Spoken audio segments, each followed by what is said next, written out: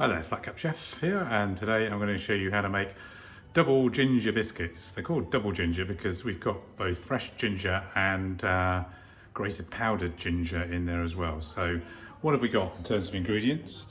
So if we come over here, I've got my pan here ready to move out of the way. So I've got some soft brown sugar, about 100 grams of soft brown sugar. I've got the same amount, about 100 grams of salted butter. I've grated some ginger, which I've grated here, about a tablespoon just over of fresh ginger. And then for the next stage, I've also got some golden syrup here. I'm going to use about 120 mils of that. And then for the next stage, we're going to use bicarb soda, the powdered ginger, ground ginger, some self-raising flour and an egg. So the first stage is to create a little sauce. I'm going to do that by putting together the butter, turn on,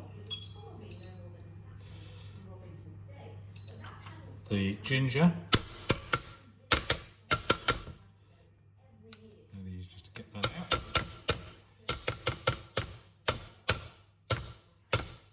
there we go, sugar, and then about 120 mils of golden syrup. So I'm doing this over a reasonably high heat, just want it to melt. And once we've got this all to melt together and it's just one lovely gooey sauce, we're going to then leave it to cool for about 5 to 10 minutes and then we'll do the next stage. So there's my fantastic golden syrup dropping into the pan, and if you need to use your finger just to scoop out the last bits, that's okay.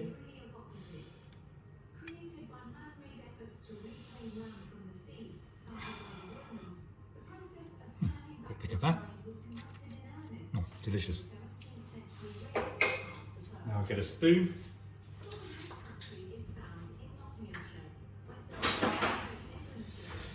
And I'm just going to mix this liquid together, sugar and what have you, to create the sauce.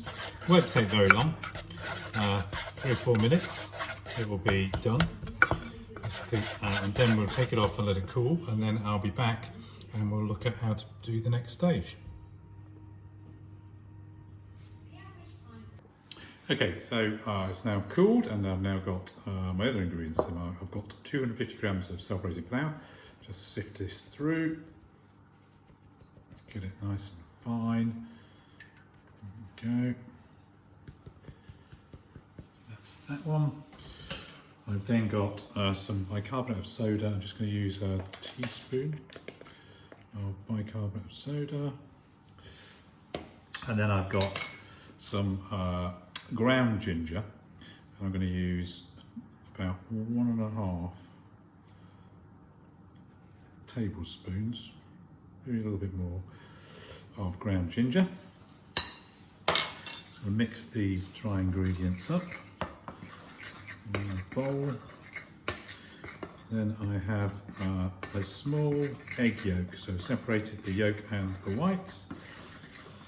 So I'm going to pop that in there. There it is. And then I have my sauce. I'm going to put about half of the sauce in to begin with.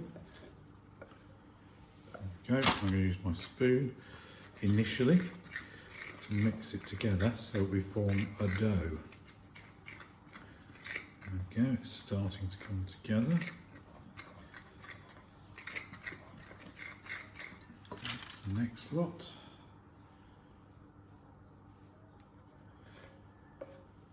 There we go. You can smell the delicious gingery biscuit flavour. So I use my finger just to get the sticky bits off the back of the spoon. Continue to do this, and I'm going to put my hands in a moment. I'm going to use some flour on the surface. I'm going to knead it into the final dough. So in comes the last of my sauce. Make sure you get all of it out the bottom of the pan. Okay.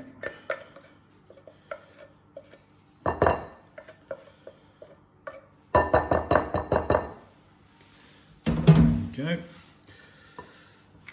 Back in with the spoon, and now it's very definitely coming together as a dough. As with all of these things, I find it's easier when you start to put your hands in if you just wet your fingers a little bit. Not too much, you don't want to get the dough too wet, but a little bit just stops it from sticking quite so easily to your fingers.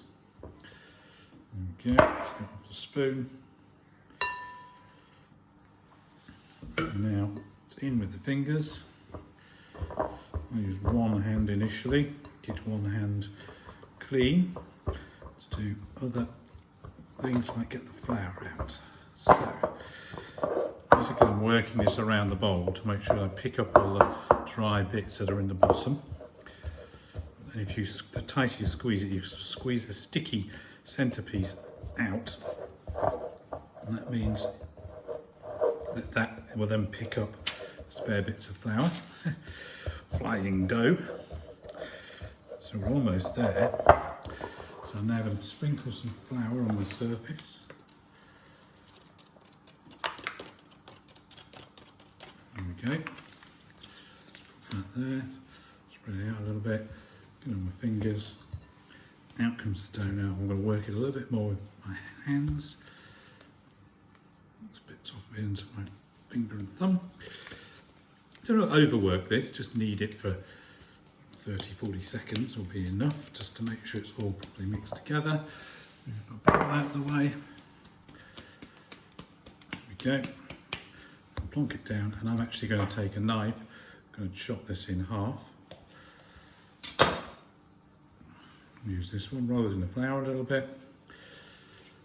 And I'm going to roll this out roughly into a little sausage shape. Fairly even thickness throughout. There we go. Do the same with the other piece.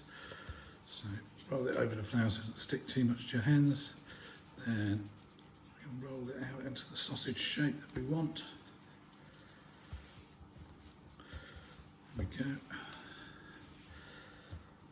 Two different methods. And then basically what I'm going to do is I'm just going to chop pieces of it off, and I use about sort of here to here on my finger, and then use the next piece just to measure, so we're keeping it roughly equal sizes of cookies. It's really quick and easy to do. A little bit left over there, same on this one.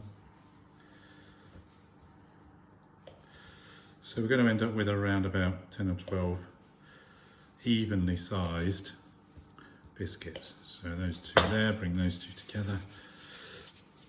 And then we're going to take each of these and just roll it into a little ball. So they're all roughly the same size. I'm going to do all of these. Flour on it. There we go. Roll. We're getting roughly the same size here, and I'm going to take my tray in. Basically, I've got greaseproof or baking paper on a sheet. I do it slightly bigger so you can wrap it underneath. That just holds it down, and then we just plonk them on. And you're going to leave a good 3 to 5 centimeters between, because they will spread. So on a tray like this, I'll get 1, 2, 3, 4, 5. 6, maybe 7, probably 6 on that tray. And I'm going to pop them in the oven. It's 180 degrees, which is around gas mark 5, for 10 minutes. Okay, and then I'm going to check them, and they should be golden brown on top, and then we'll bring them out. So let's see how we get on. Okay, so they've been in for 10 minutes. I'm now taking them out of the oven. A little spatula just to slide them off, and a little wire cooling rack. Now, they'll feel a little bit soft when you first take them out, but they will harden up as they cool. You've got this lovely cracked appearance on the top, and you will have the most delicious ginger cookies. Get my second one out.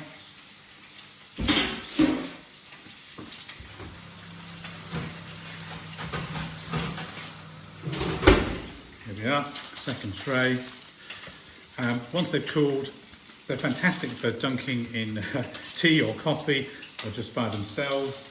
You can keep them in an airtight tin, and they will last for a few days without any problem at all. They will firm up a bit, so you're probably more dunking is going to be required. You can always top them with icing as well, which would be delicious. So that's your double ginger cookies. If you want to see more, just subscribe to the site. It's free. And if you want to use the website, www.theblackcapchef.com, we're trying to add as much content as we can and be back soon.